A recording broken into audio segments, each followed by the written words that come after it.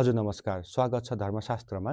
धर्मशास्त्रमा म ज्योतिषी हाकिम सम्राट मल्ल र आज म हजुरलाई वास्तुशास्त्र अन्तर्गत 4 वटा यस्तो खालको बोट बिरुवाको बारेमा बताउन गइरहेको छु, जुन हजुरले घरमा लिएर आउनुभयो भने अत्यन्त शुभ फल प्राप्त गर्नुहुन्छ।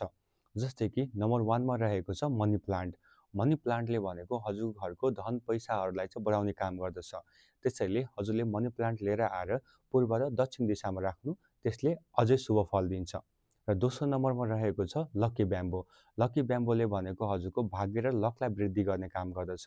त्यसैले हजुरले यसलाई लिएर आएर पूर्व र दक्षिण दिशामा राख्न सक्नुहुन्छ, अथवा पूर्व उत्तर कुनामा पनि राख्न सक्नुहुन्छ, अथवा पूर्वमा राख्न सक्नुहुन्छ। र तेस्रो नम्बरमा रहेको छ एरिका पाम। एरिका पामले हजुरको घरको नेगेटिभ एनर्जीलाई सोचेर पोजिटिभ एनर्जीमा कन्भर्ट गर्ने काम गर्दछ। त्यसैले यसलाई हजुरले घरको कुनै पनि कुनामा राख्न सक्नुहुन्छ, धेरै शुभ रहन्छ। र अर्को नम्बरमा रहेको छ स्नेक प्लान्ट। स्नेक प्लान्टले भनेको हजुरको घरमा अक्सिजन वृद्धि गर्ने काम गर्दछ। यसले हाम्रो घरमा भएको हावाहरूलाई चाहिँ शुद्ध गर्ने काम गर्दछ स्नेक प्लान्टले।